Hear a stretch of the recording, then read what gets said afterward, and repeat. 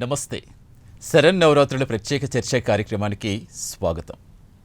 నవరాత్రుల్లో ఎంతో ప్రాశస్త్యం ఉన్న మూల నక్షత్రం రోజు అమ్మవారు ఈరోజు సరస్వతీదేవిగా భక్తులకు దర్శనమిస్తూ దర్శన భాగ్యం కల్పిస్తున్నారు. విద్యా బుద్ధులు ప్రసాదిస్తున్నారు. మూల నక్షత్రం జగన్మాత జన్మ నక్షత్రం. అందుకే ఈ రోజుకు ఎంతో ప్రాశస్త్యం ఉంటుంది.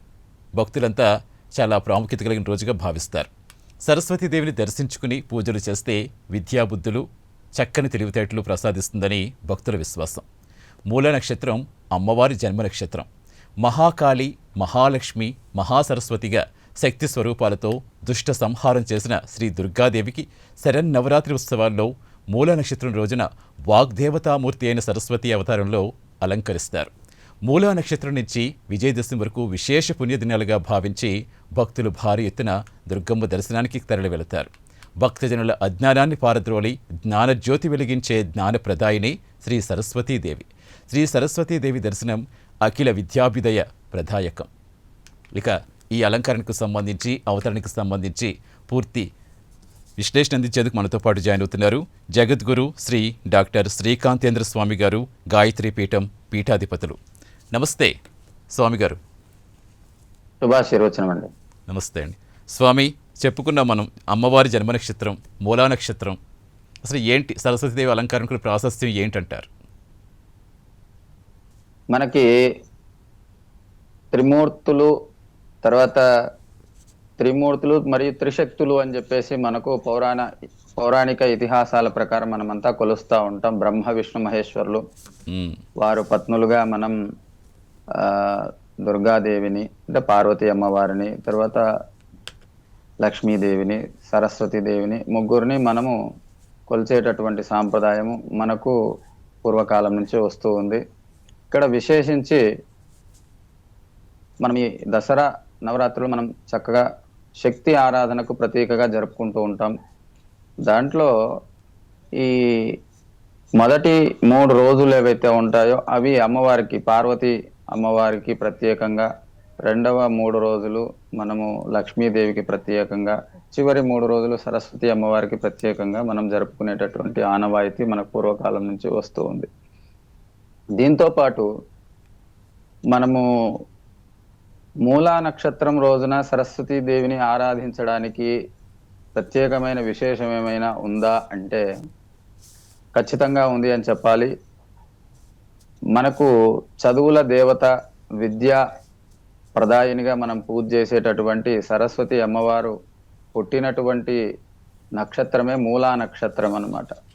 ఈ మూలా నక్షత్రం రోజు అమ్మవారు జన్మించడం చేత ఈ నవరాత్రులు అంటే మనము దసరా నవరాత్రులుగా మనము చేసుకునేటటువంటి ఈ 9 రోజులను మనం ప్రత్యేకించి జరుపుకుంటూ, అందులో 7వ రోజు మనకు మూలా నక్షత్రం వస్తూ ఉంటుంది. ఈ మూలా నక్షత్రంన మనము అమ్మవారిని పూజ చేసుకుంటాం. సరస్వతీదేవి అవతారాన్ని మనం తెల్లటి చీరతో దుర్గా మూర్తికి అలంకరింపజేసి, వీణను ధరింపజేసి, అమ్మవారి పుస్తక ధారిణిగా తయారు చేసి మనం పూజ చేస్తాం అమ్మవారిని. ఈ విధంగా మనకి ఈ మూలా నక్షత్రం రోజున అమ్మవారిని చక్కగా మనము విద్యాబుద్ధుల కోసం పూజ చేసేటటువంటి సాంప్రదాయం పూర్వకాలం నుంచి వస్తూ ఉంది. ఈ మూలా నక్షత్రం అమ్మవారి యొక్క నక్షత్రం అవ్వటం చేత పిల్లలకి చదువు, తర్వాత విద్యాబుద్ధులు ఎవరికైతే అవసరమో వాళ్ళందరూ ఆ రోజున అమ్మవారి ఆరాధన చేస్తూ ఉంటారు. తర్వాత ప్రత్యేకించి ఆ రోజున అక్షరాభ్యాసాలు కూడా చేస్తూ ఉంటారు కొన్ని ప్రాంతాల్లో. తర్వాత అమ్మవారికి మూలా నక్షత్రం వచ్చిన రోజున నాలుక పైన బీజాక్షరాలు రాయటం, అమ్మవారి యొక్క బీజము రాయటం, ఇలాంటివన్నీ కూడా చేస్తూ ఉంటారు. తర్వాత ఆ రోజున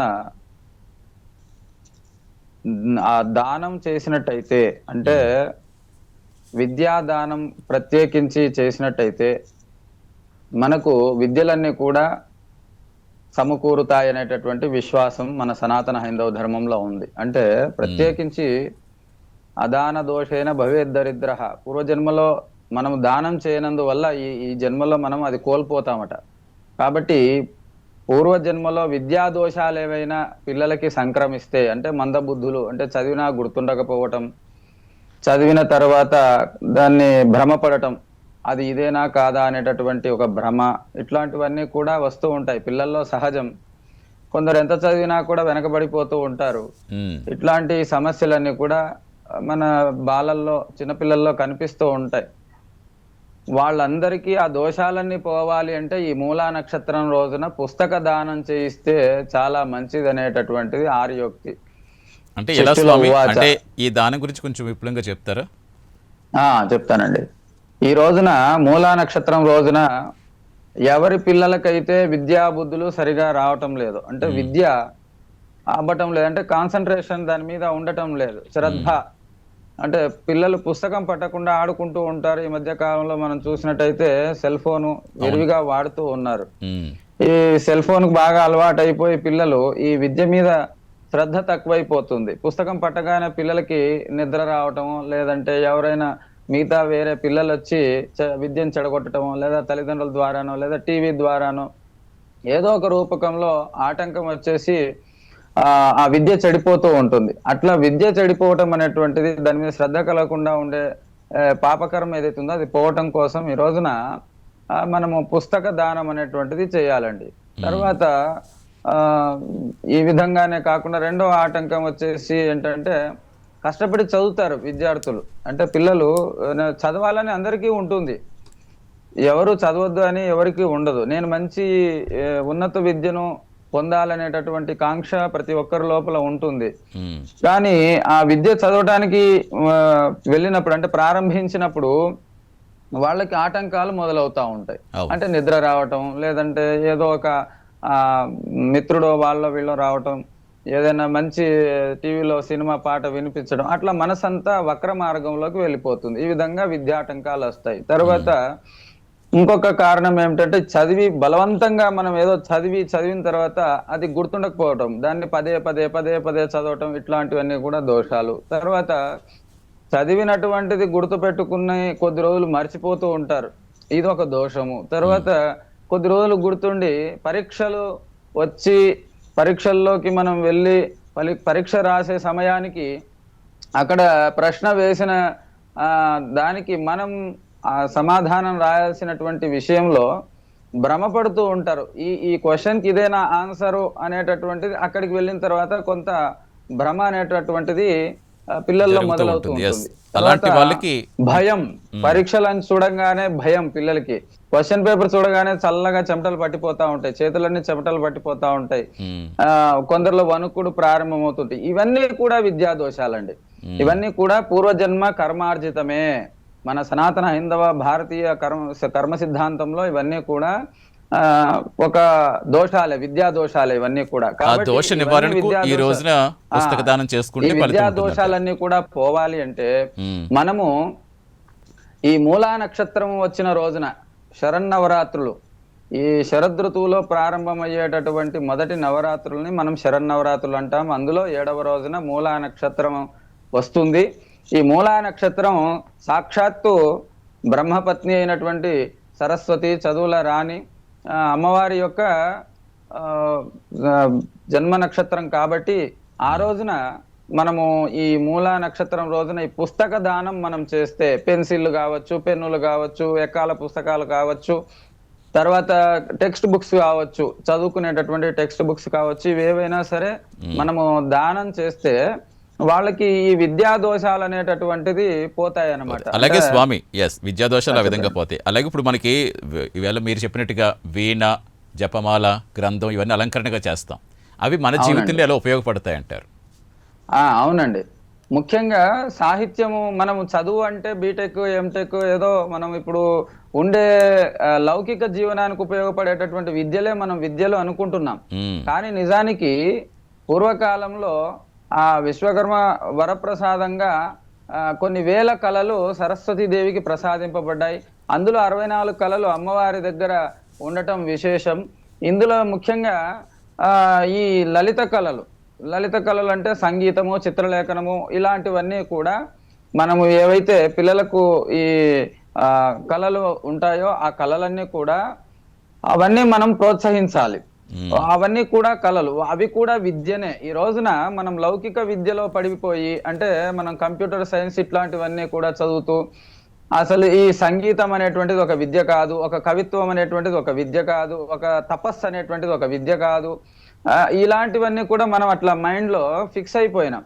కానీ నిజానికి సరస్వతి దేవి చేతిలో ఉండేటటువంటి వీణను మనం చూస్తే, మనం ఒక సంగీత విద్యను అభ్యసించాలి అనేటటువంటిది మనకు తెలిసిపోతుంది. అమ్మవారిని చూసి మనం నేర్చుకోవాలి. అంటే సంగీతానికి ప్రతీక అన్నమాట.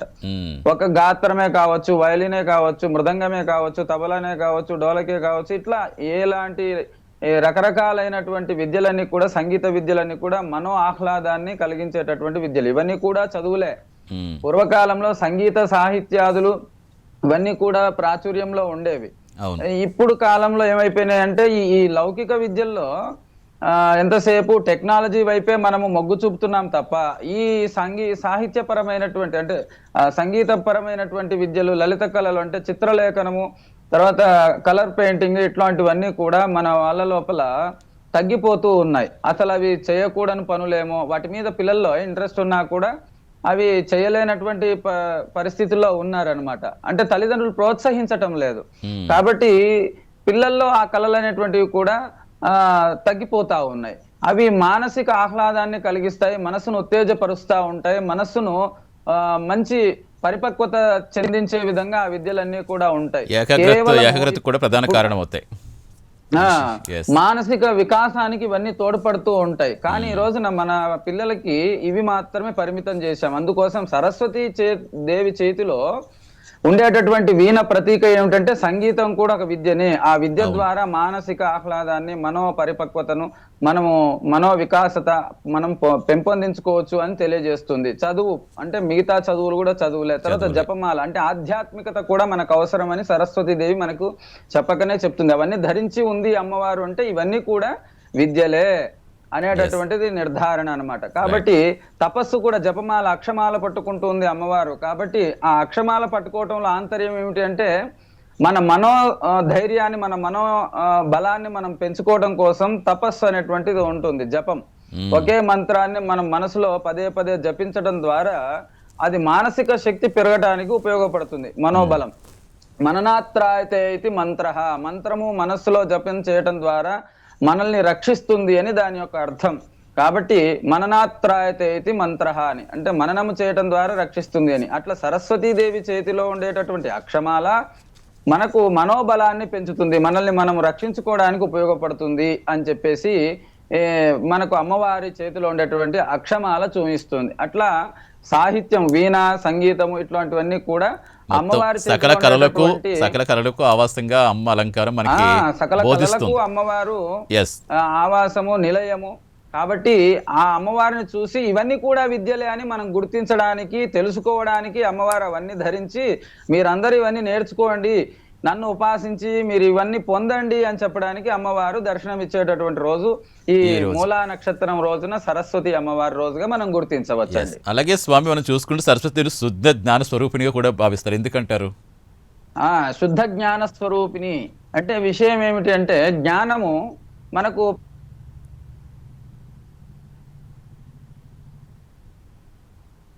స్వామి రైట్. ఈరోజు నవరాత్రుల్లో భాగంగా అమ్మవారు శ్రీ సరస్వతీదేవి అలంకారంలో భక్తులకు దర్శన భాగ్యం కల్పిస్తున్నారు. మూల నక్షత్రం, జన్మ నక్షత్రం కూడా అమ్మవారిది.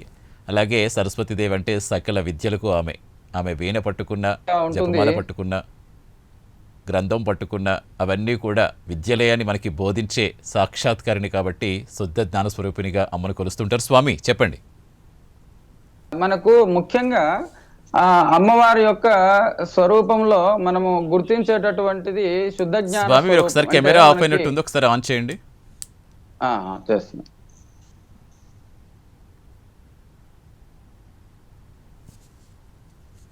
రైట్, చెప్పండి స్వామి.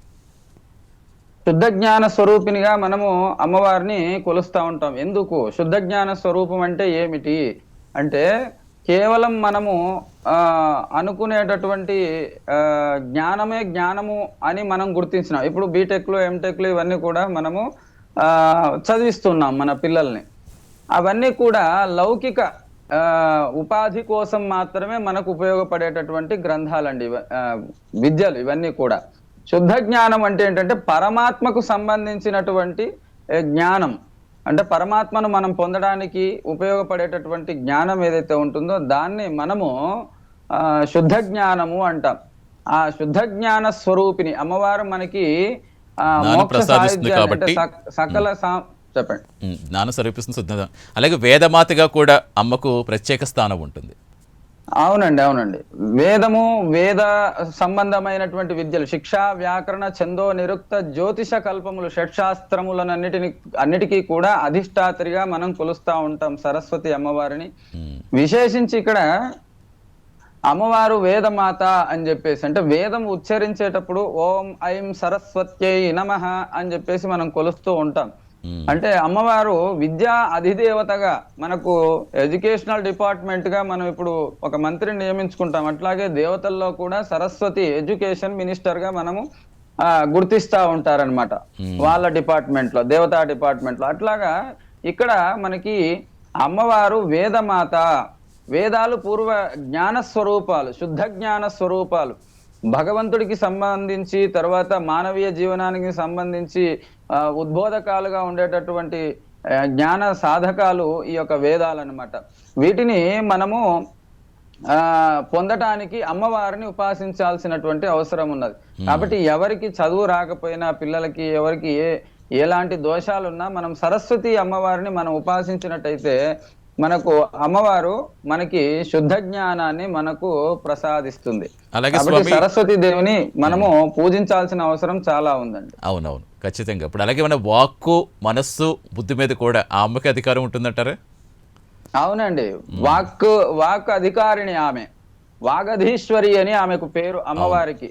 వాక్కుకు అధికారిణి. తర్వాత మన యొక్క కవిత్వం, మనం కవిత్వం చెప్పాలి, ఏదైనా ఒక ప్రాస, ఒక యతి కుదరాలి అంటే అమ్మవారి అనుగ్రహం ఉండాలి ఖచ్చితంగా.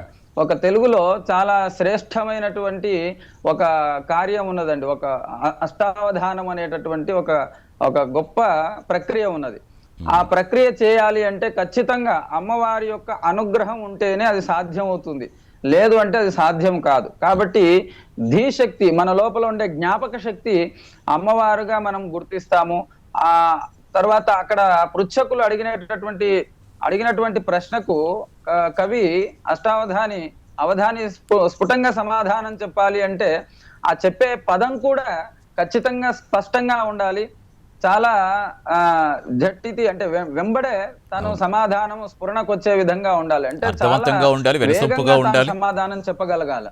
కాబట్టి ఈ విద్యలన్నీ కూడా ఎవరిస్తారు మనకి అంటే అమ్మవారు, సరస్వతి కటాక్షం వల్ల మనకు దొరుకుతాయి. కాబట్టి పూర్వకాలం నుంచి కూడా మనకు ఈ యొక్క విద్యలన్నిటికీ అధీశ్వరిగా, వాగధీశ్వరిగా, వేదమాతగా, శుద్ధజ్ఞాన స్వరూపినిగా మనం అమ్మవారిని కొలుస్తూ ఉంటాం పూర్వకాలం నుంచి. అలాగే సరస్వతీదేవిని హంసవాహినిగా కూడా చూస్తూ ఉంటాం. ఏంటి అసలు హంసవాహిని కూడా తాత్పర్యం ఏంటంటారు? అవునండి, మంచి ప్రశ్న వేశారు. హంసవాహిని అని చెప్పేసి అంటే దీంట్లో హంస మనకి మంచి చెడులు వేరు చేసేటటువంటి స్వరూపంగా మనం చూస్తాం. పాలు నీళ్లు కలిపితే పాలను మాత్రమే గ్రహించి నీళ్లను వదిలిపెట్టేటటువంటి స్వభావము హంసకు ఉంటుంది. కాబట్టి మనం ఇందాక అనుకున్న శుద్ధ జ్ఞాన స్వరూపిణి, అట్లా నీళ్లను వేరు చేసి పాలను మాత్రమే గ్రహించి తీసుకుంటుంది హంస.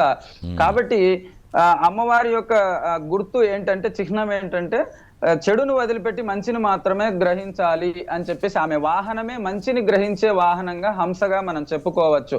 ఇంకొక హంస ఏమిటి అంటే, హంస మీద ఆమె ప్రయాణం చేసే విధంగా చూపిస్తా ఉంటాం మనము పౌరాణికంగా. విశేషం ఏమిటంటే అమ్మవారి వాహనం హంస కాబట్టి, హంస అంటే ఏమిటి అంటే మనలోని శ్వాస అన్నమాట, ఉచ్ఛ్వాస నిశ్వాసలే హంస. దాన్నే మనము వేదాంత పరిభాషలో సోహం భావంగా చెప్తాం.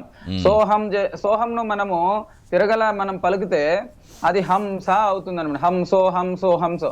ఆ హంస మీద ఈ వాక్కు నడుస్తూ ఉంటుంది. వాక్ అంటే మాట, ఆ మాట నడుస్తూ ఉంటుంది, ఆ హంసతోటే ఈ మాట నడుస్తూ ఉంటుంది. కాబట్టి హంస మీద ఈ సరస్వతి వాక్కు స్వరూపిని మనము సరస్వతిగా మనం గుర్తించాం. కాబట్టి ఈ మన శ్వాసతోటే మాట నడుస్తూ ఉంది కాబట్టి హంస మీద అమ్మవారు ఊరేగుతుంది అని మనం చెప్పుకోవచ్చు అంతరార్థంగా. కాబట్టి ఇక్కడ హంసని ఎందుకు వాహనంగా ఉంది విశేషించి అమ్మవారి కంటే, మనము చదువుకునేటప్పుడు చెడును తీసేసి మంచి జ్ఞానాన్ని మాత్రమే మనము ఆస్వాదించాలి అని చెప్పడానికి శుద్ధ హంస అంటే తెల్లనైనటువంటి హంస అమ్మవారికి వాహనంగా ఉంటుంది. కాబట్టి ఆ హంసను వాహనంగా గ్రహించింది అమ్మవారు. దాన్ని మనం ప్రత్యేకించి గుర్తించవచ్చు అండి. ఖచ్చితంగా అంటే మీరు చెప్పినట్టుగా ప్రతిరోజు అమ్మకి మంచిదని అమ్మని ఎప్పుడు దర్శించుకుంటే అప్పుడే భక్తులకి మంచి జరుగుతుంది. కానీ కొన్ని విశిష్టమైన రోజుల్లో మరింత ప్రాశస్త్యం ఉంటుంది కాబట్టి అమ్మను కొలుస్తూ ఉంటాం. అలాగే వసంత పంచమి రోజున ప్రత్యేకంగా అమ్మ దగ్గరికి ఎక్కువగా వెళ్ళటం, అమ్మని పూజించడం చేస్తూ ఉంటాం. ఏంటంటే ఆ ప్రాముఖ్యత ఏంటి అసలు? వసంత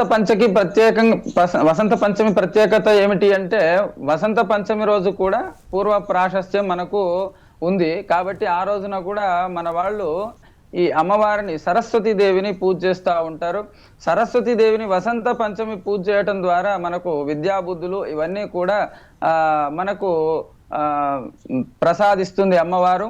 ఆ రోజున మనం ప్రత్యేకించి వసంత పంచమి రోజు బీజాక్షరాలు నాలుక మీద మనం రాసుకున్నట్టయితే ఆ సరస్వతి యొక్క అనుగ్రహం అంటే, చాలా మంది మాట్లాడుతూ ఉంటారు, అస్పష్టంగా మాట్లాడుతూ ఉంటారు, నత్తిగా మాట్లాడుతూ ఉంటారు, మాట స్పష్టం రాకుండా మాట్లాడుతూ ఉంటారు. కాబట్టి ఇలాంటి దోషాలన్నీ పోవటానికి మనం సరస్వతీ దేవిని ఉపాసించాల్సినటువంటి అవసరం ఉన్నది. ఈ సరస్వతీ దేవి ఉపాసన ఏ విధంగా జరుగుతుంది అంటే, ముందు నాలుక మీద అమ్మవారి బీజాక్షరం రాస్తారు. సరస్వతి లేహ్యానికి సరస్వతి ఆకుకు సంబంధించినటువంటి రసంతో చక్కగా అమ్మవారి ఒక దర్భ పుల్లను తీసుకొని, లేదా వెండి పుల్ల లేదా బంగారు పుల్లను తీసుకొని దాంట్లో ఈ రసంలో అద్ది చక్కగా నాలుక మీద, చిన్నపిల్లల నాలుక పైన ఈ బీజాక్షరం రాస్తారు. వసంత పంచమి రోజు చక్కగా వసంత పంచమి రోజు అమ్మవారిని ఆరాధించి ఈ విధంగా మనము బీజాక్షరాలను వ్రాసినట్లయితే పిల్లలకు విద్యా బుద్ధులు వస్తూ ఉంటాయి.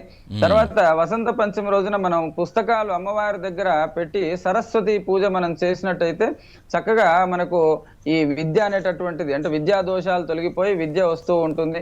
చాలా మందికి చదవాలనే ఆసక్తి బాగా ఉంటుంది, కానీ చదవలేకపోతూ ఉంటారు. అదే సమయానికి ఏదో ఒక ఆటంకం కల్పింపజేసి కర్మ మనకు సహకరించకుండా చేస్తుంది. కాబట్టి ఇవన్నీ పోవటానికి మనం ఈ వసంత పంచమి చాలా ప్రాశస్త్యమైంది. కాబట్టి వసంత పంచమి రోజున మనము ఈ పుస్తకాలు పెట్టి అమ్మను పూజ చేసి, సరస్వతి దేవి పటం గాని విగ్రహం గాని ఏదైనా పెట్టి మనము పూజ చేసినట్టయితే చక్కగా మనకి ఈ విద్యా బుద్ధులన్నీ కూడా మనకు వచ్చేటటువంటి అవకాశం ఉంటుంది. తర్వాత అలాగే స్వామి మనం మాట్లాడుకున్నాం, అమ్మ వాహనం గురించి మాట్లాడుకున్నాం, అమ్మ అలంకారం గురించి మాట్లాడుకున్నాం, అమ్మ వేణెందుకు పట్టుకుని చెప్పుకున్నాం. అలాగే రంగుల ప్రాముఖ్యత గురించి చెప్పుకుంటే తెలుపు రంగును ఎక్కువగా ఉపయోగిస్తూ ఉంటారు అమ్మ అలంకారానికి. ఏంటి దానికి విశిష్టత ఉందా?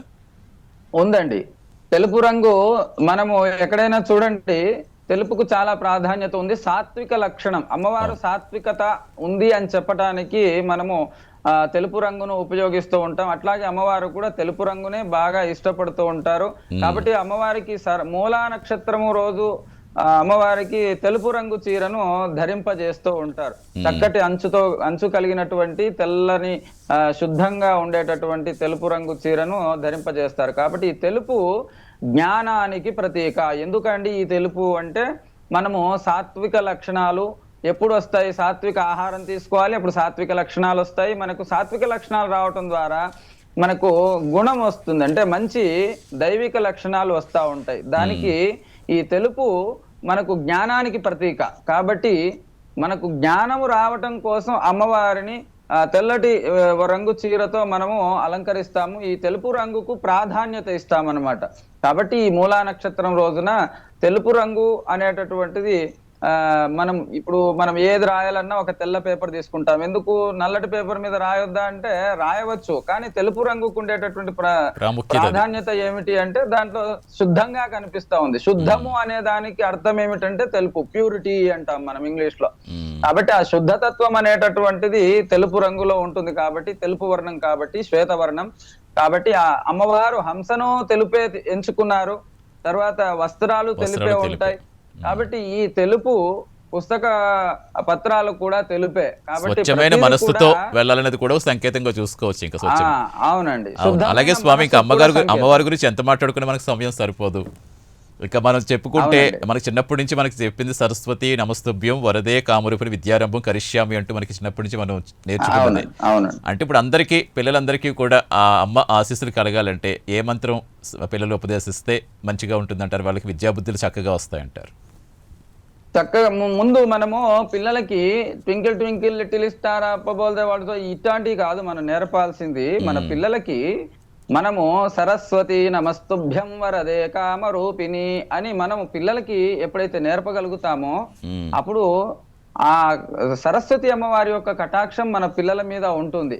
మొదట శ్లోకాలు, చిన్న చిన్న శ్లోకాలు నేర్పించాలి. వాళ్ళు నాలుక తిరగటం ఎప్పుడైతే శుద్ధంగా పలకటం ఎప్పుడైతే ప్రారంభిస్తారో అప్పుడు వాళ్ళకి చెవిలో మూలా నక్షత్రం రోజున లేదా వసంత పంచమి రోజున మనము వాళ్లకు ఓం ఐం సరస్వత్యై నమః, మళ్ళీ నేను చెప్తా ఉన్నాను, అందరూ కొందరు పిల్లలు ఇదే మంత్రోపదేశంగా కూడా స్వీకరించి మీరు మీ పిల్లలకు చెప్పవచ్చు. లేదా ఎవరైనా పిల్లలు మన ప్రైమ్ నైన్ న్యూస్ ద్వారా విన్నట్లయితే వాళ్ళు కూడా సాక్షాత్తు జపించవచ్చు. ఓం ఐం సరస్వత్యై నమః. ఐం బీజం సరస్వతికి సంబంధించింది. ఓం ఐం సరస్వత్యై నమః. మన భారతదేశం అంతా ఉండేటటువంటి సనాతన హైందవ సంబంధమైనటువంటి విద్యార్థులందరూ కూడా విద్యల్లో రాణించాలని చెప్పేసి బాహాటంగా మంత్రోపదేశం చేయడం జరుగుతుంది. ఓం ఐం సరస్వత్యై నమః. మళ్ళీ ఒకసారి చెప్తున్నాను, ఓం ఐం సరస్వత్యై నమః అనేటటువంటి మంత్రాన్ని మీరు ఎప్పుడు చదువు ప్రారంభించాలన్నా కూడా, అంటే పుస్తకము తెరవాలి అనుకున్నప్పుడు మీ టెక్స్ట్ బుక్స్ లో ఉంటాయి, మీరు బ్యాగ్ ఓపెన్ చేద్దాము అనుకున్నప్పుడే ముందే మీరు ఆ యొక్క మంత్రాన్ని ఆ పుస్తకాల సంచిపైన బ్యాగ్ మీద పెట్టేసి చెయ్యి పెట్టి ఓం ఐం సరస్వత్యై నమః అనేటటువంటి మంత్రాన్ని జపించాలి. తర్వాత టెక్స్ట్ బుక్స్ తెరిచేటప్పుడు కూడా మొదటి పేజీ తీసేటప్పుడు కూడా ఓం ఐం సరస్వత్యై నమః అనేటటువంటి మంత్రాన్ని చక్కగా మనసులో అమ్మవారి మీద దృష్టి పెట్టి మనము జపం చేసి తీసినట్టయితే విద్యాభారం అంతా అమ్మవారే చూసుకుంటుంది. అక్కడ మనం కేవలం నిమిత్త మాత్రులుగా ఉంటాం. అంతా అమ్మవారే చూసుకుంటుంది, అమ్మవారే చదివిస్తుంది, అమ్మవారే అమ్మవారు మనకి అనుగ్రహిస్తుంది. అమ్మవారి అనుగ్రహం కూడా కావాలి. కాబట్టి నిజంగా మీరు ఒక గాయత్రి పీఠం పీఠాధిపతులు ఇంత ప్రాశస్త్యం ఉన్న రోజున మా కోసం మీ విలువైన సమయం కేటాయించి సరస్వతి మాత అలంకరణ గురించి, ఆమె విశిష్టత గురించి చక్కగా వివరించి, అలాగే మంత్రం కూడా ఉపదేశించారు. ధన్యవాదాలు స్వామి. ధన్యవాదాలు. నమస్తే. ఆశీర్వాదం.